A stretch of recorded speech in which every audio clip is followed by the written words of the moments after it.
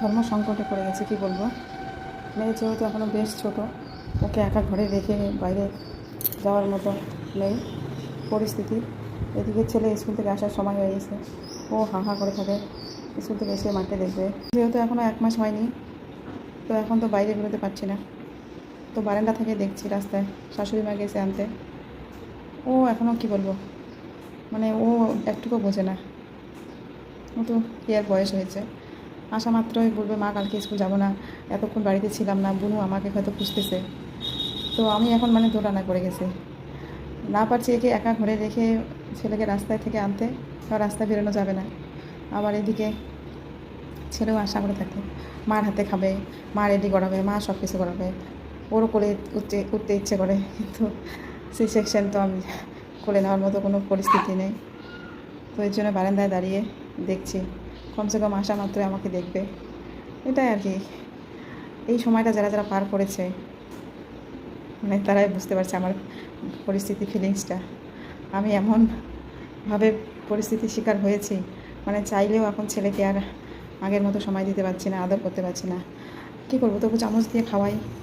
ও যখন খুব বায়না করে আমার হাতেই খাবে, কারণ মেয়েকে পাশে শুয়ে রেখে ওকে খাওয়াই, কারণ ইন কেস মেয়েকে তুলতে হলো, চামচ দিয়ে খাওয়ালে কী হয়, হাতটা তো রেটো হয় না, মেয়েকে টপ করে তুলতে পারবো, হাত দিয়ে মেয়েকে খাওয়াতে পারি না। তো এরকমভাবে চলছে, আমার তো পরিস্থিতি কঠিন চলছে, তার সাথে সাথে আমার ছেলেরও। ও এখন আর, ওকে যেহেতু আমি একদম মানে কি বলবো, এতদিনও কোনো দিন আমাকে ছাড়া মানে কি বলবো থাকিনি, ঘুমায়নি, আর এখন সেই ছেলে আমার সাথে ঘুমাচ্ছে, কিন্তু তারপরেও মানে বুঝতে পারছো। আর সারাদিন যেহেতু ঘর থেকে বেরোতে পারি না, মা মেয়ে, আর সবাই ঘরে ঢুকতেও পারে না, তার জন্য এদিকে মেয়ে মা সারাদিন এভাবেই থাকে। এখন ওকে যে ঘরের বিছানায় রেখে বাইরে যে এসে তাকিয়ে থাকবো, এত ছোট, মুখ দিয়ে বাই চান্স বমি করলো বা এটা সেটা, তো এই জন্য ওকে কোলে নিয়ে আজকে আছি। গরমে নাজেহাল অবস্থা।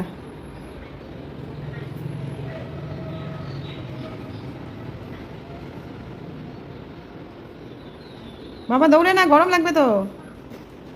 আইকের হবে না এভাবে, গেট লাগানো আছে, গেট।